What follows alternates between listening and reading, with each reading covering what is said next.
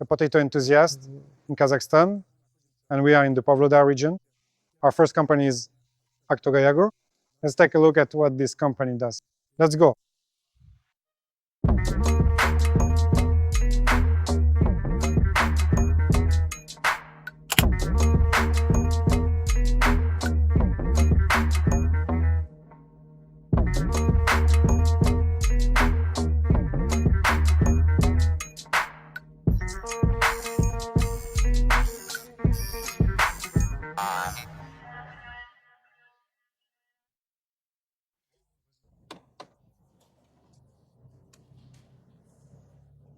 How are you doing with stuff, Oleg?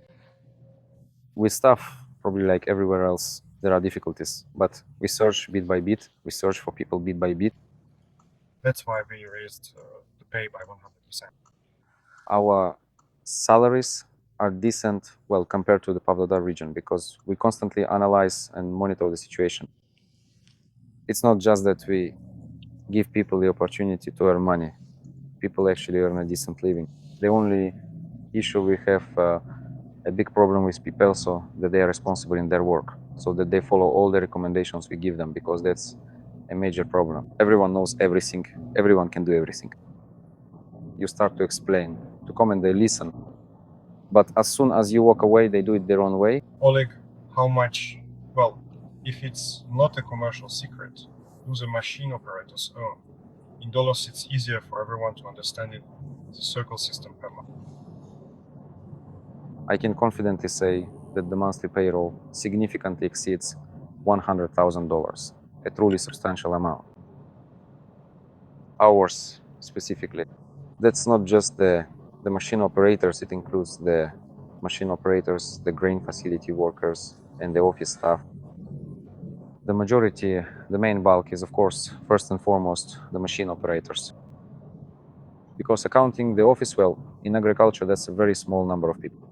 The main bulk is the machine operators.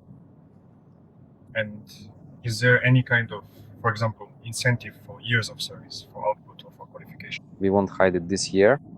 Last year I joined this enterprise, and together with the general director, Aleksandr Aleksevich, we decided to introduce the LPI, Labor Participation Index. This current year, during the crucial planting season, which specifically included both the essential potato planting and the careful sowing of various grain crops, we thoughtfully introduced a significant 15% bonus for diligently adhering to all the necessary and precise agrotechnical procedures. Because there's no point in standing over them and pushing. The volume is large, and this isn't 100 hectares, not 200, not 300. This includes corn, grains, grasses, and vegetables, practically all of it. In 2 months, everything needs to be sown and planted, and everything has to be monitored. It's extremely, extremely difficult. That's why we made the decision. Whoever follows all the recommendations, who can take responsibility for their actions and accept everything they're given, we add a 15% bonus for them. So this year, in addition to the payment per hectare and the repair hours, the guys also received an extra 15% on top of that. In the same way, we added another 10% so that our, well, you could say veterans or our experienced people would train the younger ones. Because there was a problem where people, the machine operators, didn't want to take on the burden, as they put it, of constantly training others and having them tag along. I said, 10% bonus to your monthly salary. If your output is good, I'll add 10% for mentoring. Mentoring means not just spending a month with someone. I said, we clearly ask both the trainee and the mentor, what did he learn and what are his weak points, so we can see them. Because with grain crops, we performed all the operations from moisture sealing to sowing to soil cultivation day and night. Well, of course, using navigation systems, which made this possible. Oleg, so how is this spring turning out for you? Turned out? Spring? Yes. I mean, is it typical or atypical? How would you describe it? Well, I would say it was a very difficult spring because there was moisture in the soil, but it was evaporating at such a high rate. Last year's legacy. Not a single square meter of soil had been prepared, so we had to both prepare the soil and plant at the same time. The soil was drying out. Even with irrigation, with watering, it was extremely difficult to control the amount of moisture in the ground. Last year was much easier. The moisture left, you watered, the moisture came together. Ideal conditions.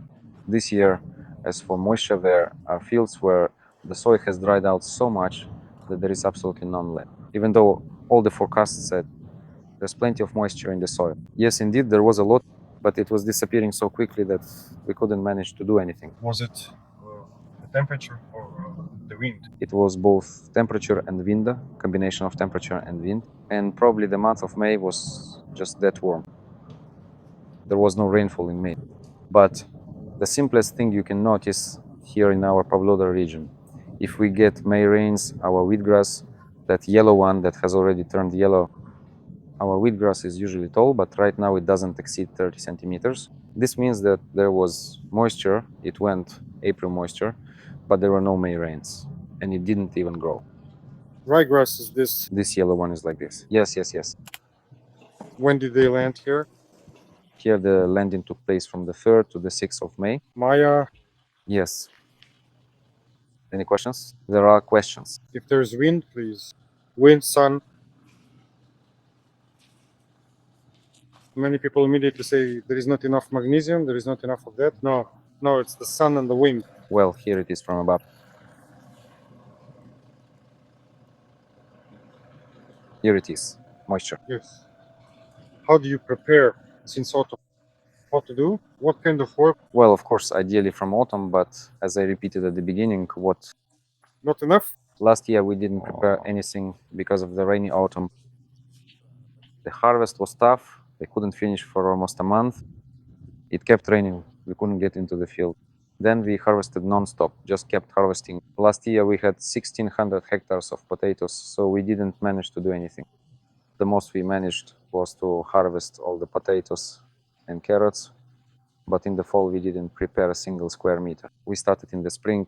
All of this is spring work. This year we have plans, but the word plans and what the weather will actually allow us to do are two very different things. That's true. We make plans, but God decides. Tell me, have you noticed any improvements in soil structure due to the crop rotation? Is there any kind of program in place? Yes, there is. Last year we left it as is. We sowed wheat and barley. Of course, ideally we will have stripper headers, but we don't have them. And we harvested the grain as close to the top as possible, leaving all the stubble. And this drastically changes water consumption, because all the carbon remains, not just the root system, but the entire upper part stays on the field. This year we sowed cover crops, which we plan to disc into the soil. And by the end of this year, I'll be able to say for sure how much the soil structure has changed. Last year, we also we had 1,000 hectares of corn. We harvested 600 hectares for silage, and 400 hectares we harvested using the carnage method. Carnage is a special header that harvests only the ear with the husk and the cob from the entire plant mass. And everything else, the green mass, the stalk, it chops up and leaves on the field. For silage, our yield was between 400 and 540 cents. Well, different fields, different varieties. As for the carnage method, it was between 14 and 16 tons, or about 160 to 170 centers of carnage. I can say with absolute certainty that I left between 25 and 40 tons of the total green mass leaves and stalks in the field. Then I used a heavy disc harrow to incorporate all of it to start the process so that bacteria would begin to break it all down. And in the spring, we went in and disked it twice more. Now we've planted potatoes there. I can say that our soil here, for example, this is the second year for this land and over there. After the rain, the soil absorbs water because we left more than 25 tons of biomass, and all that carbon remained, affecting the soil's water consumption. The guys in the Volgograd region also apply UAN in the fall. That is, they chop up the corn, the straw. Yes, UAN also helps further decompose the biomass. Yes. So by the next year, your soil is already better prepared. Moreover, they apply UAN using irrigation machines. Yes, yes, yes. That's right. UAN is a cadmium ammonium mixture. One. Yes, urea ammonium nitrate solution. They have fertigation tanks set up, they fill them up, and the company is called Raigorod, headed by Aleksandr Viktorovich Shilin. They are a chip processing company based in Russia, and they are currently building a plant here. They notice that soil regeneration is taking place, even the structure of the soil is improving, and they want to showcase this as an example of soil regeneration. We saw this ourselves, and here we plan to apply it as well. So each machine is equipped with a meter that shows the liquid consumption. There is also a pressure sensor installed. What is this for? Out of our 6 machines, 2 are Lankemers, where the main line splits. Significantly, we can next year, we are planning. We have acquired 1 plant protection product unit, which prepares the solution. This is nitrogen. These are your neighbors, Novosibirsk, Barnaul, people from Barnaul.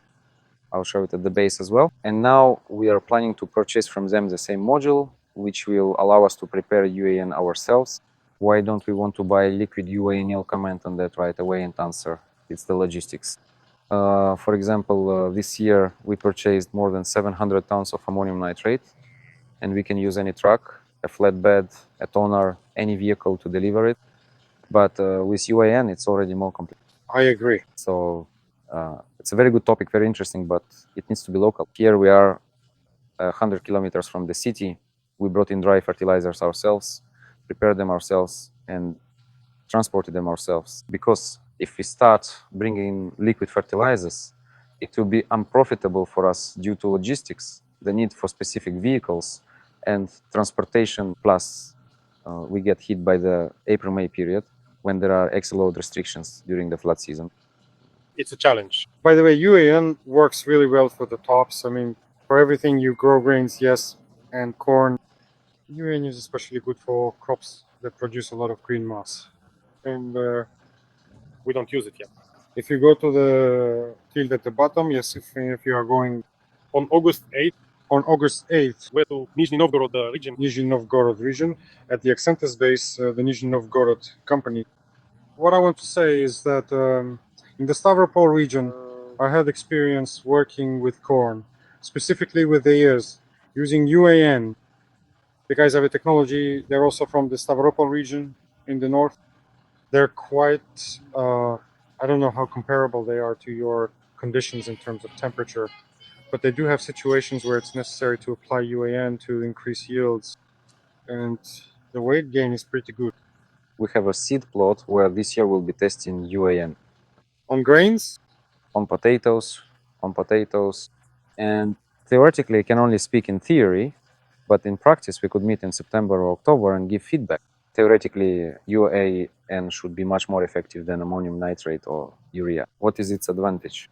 The advantage is that when you water with rainwater or with irrigation, it goes straight to the roots, and the plant will take exactly as much as it needs. When we spread ammonium nitrate or urea, some of it is lost. In any case, temperature, weather conditions, and moisture all play a role. By the time we get in there, by the time we make the ridges, again, you could say that when it's 100 hectares or 50 hectares, you can do it with minimal losses. When you go in and make the ridges and you're spreading over more than 100 hectares a day, you still have losses. Some of it gets lost in the process. I agree. Another thing is that with UAN, you're not just feeding the roots, but also the green mass. You make the leaf. Nitrogen fertilizers also go through the green mass, with UAN being absorbed through the leaves. Yes. With dry fertilizers, you can apply them via soil. What planting rate did you use this year? Row spacing. Well, the distance between rows, Here it's 34, 35. 34. So that's about 43,000. Well, it depends on the mass. This is Gala, right? This is Gala, yes. For many years now, I've been consistently discussing with Saratov farmers and diligently asking them, why do you make the crucial decision to plant potatoes, specifically the popular Gala variety, and to significantly thicken the planting up to an impressive 43,000 plants per hectare? What tangible benefits does this particular agricultural practice give you in the foreseeable future? We're looking more at this aspect here. We have Marat, our agronomist, who can comment on that. But theoretically, we need to consider when we are planting in which phases, early sowing or late sowing. Will it have time to grow or not? what do we want, what size do we want to get from this? Do we have enough nutrients in the soil? Will it be able to handle it or not? Because it is very responsive. The first factor is pests. The second is nutrition. If there is moisture and something to feed on, it will take what it needs. The most important thing now is not to overcrowd it. Well, look, Oleg, I don't know if this can be filmed or not. In general, I have quite a rich experience growing Gala. I grew them at a distance of 35 centimeters and 30, 28, 25, 27. The thing is that Gala has a problem with the tops. Yes, You see, she's already starting to bend over and move away. That is, now, when the leaves grow even more, the tops will close and it yes, it will impose. wind. When we space the tubers apart, say 30, 35, or 40 centimeters from each other, right? Gala's problem is that it stretches out its tops. The ideal situation is when the tops are close to each other and then they grow taller, rise higher, and cover your entire area, closing it off completely. Accordingly, you can save on irrigation. But if you have a lot of gaps, wind, and so on, it dries out faster. And your soil sensor keeps telling you, you need to water, you need to water, you need to water. And if there are enough nutrients, then even if the tubers are spaced 27 or 35 centimeters apart, the tubers will still grow large. If there are nutrients, and by nutrients I mean nitrogen, phosphorus, and for the most part, potatoes consume potassium. According to all our soil analysis, we actually have enough potassium in our soils, in fact, sometimes even in excess, but it's immobile in our soil. To get it moving, we need sulfur-containing fertilizer. Then the potassium will move and become available To be absorbed, yes. to be absorbed by the plant. That's right. From my experience growing Gala, the best result in terms of yield and marketable fraction was achieved. The marketable fraction, again, depended on nutrition, as I mentioned before. The best result was at a spacing of 27 centimeters.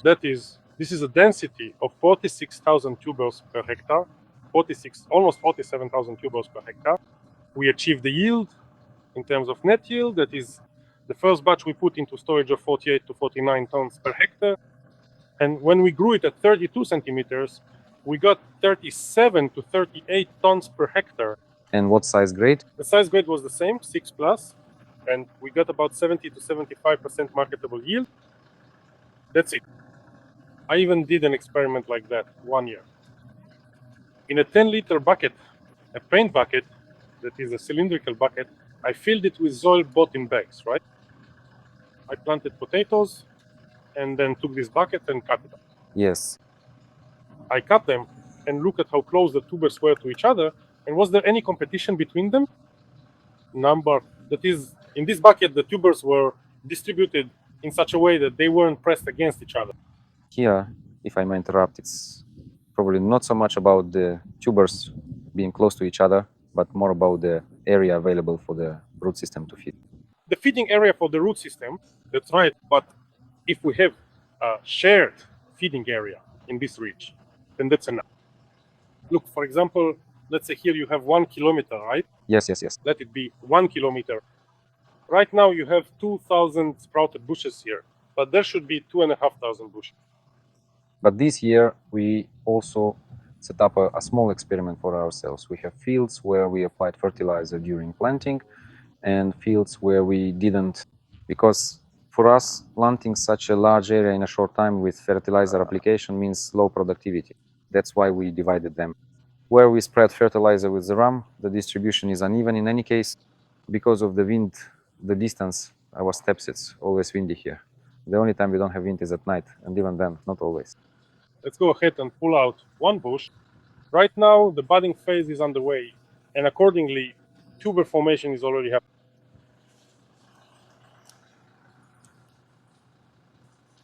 Alexander, we planted for so long, we put in so much effort. This very bush, Every single bush was planted with the same care, with the same energy.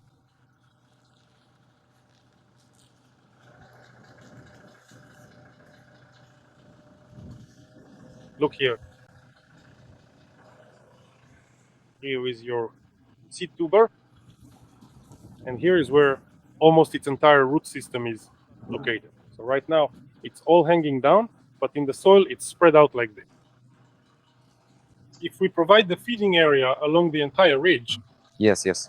That is, we apply it with the ram, then cover it all with the ridge forming tool, so the feeding area is distributed everywhere, and the root system starts to absorb nutrients from all directions. When the option of applying fertilizer at planting is used in the furrow, it places it To the side. to the side and even deeper than the tuber itself. Accordingly, by the time the root system reaches there to feed, those lower tubers only become large at the end of the season, and all the others remain small. I've observed this over several years now, and then I removed this fertilizer application option at plant. We just turned it off completely, that's all. And today we don't use it. How much of the potato do you need? I've been in potatoes for, well, maybe 3 years now. Before that, I worked in sales. What did you sell? I sold herbicides, seeds, fertilizers. Why did you switch to potatoes? Well, to be closer to the land, I started out in agronomy, so I decided to return to agronomy. What's interesting about potatoes? Everything about potatoes is interesting. It's an intensive crop, plus there's a large area of irrigation. It's the very margin that allows farmers to develop, specifically here in potatoes. With potatoes, for now, we can only see the results of what we've done this year. We see the mistakes, the shortcomings, and that's how we learn. What would you personally like to achieve as an agronomist, as a man in potatoes? In potatoes, well, to achieve high results both in quantity and in quality. That's all. In quantity and in quality. Then here's the next question. How should potato yield be calculated by what you brought into storage or by what you sold? By what you sold, I think.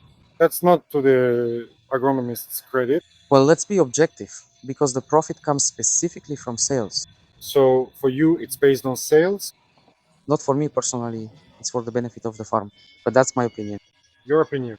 Yes, only from sales, because that money goes toward development, toward the development of the village.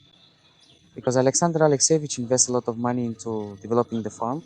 Most potato growers, in one way or another, are involved not only in developing their own enterprise, but also in significantly improving the surrounding infrastructure. What is it that you personally and genuinely like about potatoes as a versatile and delicious food item, in your own opinion? As food, potatoes are our second bread. And if we set aside those grand phrases, how do you like to eat potatoes? Potatoes, boiled potatoes, With a bit of butter, some dill and herring, so that it sits in the fridge, dewy condensation. no, Without the condensation, without the condensation, with herring, yes, the old-fashioned way. the old-fashioned way. The flesh of the potato should be white or yellow. Oh, here each variety has its own specifics. There are white varieties, of course visually yellow, but there are some very tasty white varieties as well. At my previous job, I saw a lot of varieties and picked out my favorites, but the market sets its own rules, so we grow Gala. If we're not talking about growing potatoes, which variety do you like? I really do like the wide variety of apples available. Well, I do, of course, particularly like Gala apples. Gala, of course. Gala is said to be one of the most popular varieties both in Russia and Kazakhstan. Vega as well. It's also quite similar, Vega. Vega, what do you like about Vega? I like Vega because it has a very beautiful shape and its taste qualities are also very good. More about It's elongated. in Kazakhstan, do people prefer larger potatoes, elongated or round ones? Well, Vega sells itself thanks to its visual appearance. So they sell it for its marketable look, and then of course come the taste qualities. Isn't there a sense that, for example, in Russia now and probably in many other countries, people say they had enough of pretty plastic-looking potatoes? People want potatoes that actually taste good. Yes. As I said, the second most important factor is taste. So what can be done to achieve good potato flavor? It depends on many things, on the technology, and here we have our own secrets. You know, it's a bit of a provocative topic. I was in Uzbekistan, and people there say that if potatoes are grown in black soil, then they're tasty. Is there something specific about the soil in the Pavlodar region that affects the taste? I wouldn't say so. I'd say it's more about the technology used. Because in our farms, whether it's sandy soil or heavier soils, there are farms that grow such delicious potatoes on sand that people in Uzbekistan would just applaud. Really? what is considered a normal potato yield? 40 and above. Personally, I consider that normal. Is 65 to 70 not possible? 65 to 70, I understand. Of course, many aim for that, but let's be objective. Everyone uses different technologies, and soil and climate conditions vary greatly. Just recently, there was a strong hurricane in the country. Yes, here in Naksu. So I believe that 40 and above is an excellent yield. You mostly have the necessary technology at your disposal, don't you? Yes, we use Dutch technology. Is there a significant risk that at the age of 75, the potatoes might actually start coming out of the ground prematurely? Well, you see, we didn't just arrive at this number for no reason. We took into account our natural and climatic conditions and our irrigation capabilities. And as they say, to each their own. Thank you very much for sharing a bit with us. I wish you strong, even sprouts and a good harvest for your enterprise, and that your good harvest is sold at a good price. Thank you. I invite you. Look, there's a channel on YouTube called Potatoes of Russia, Potatoes of Enthusiasts. I think maybe someone will find something interesting for themselves there. All right. Thank you very much.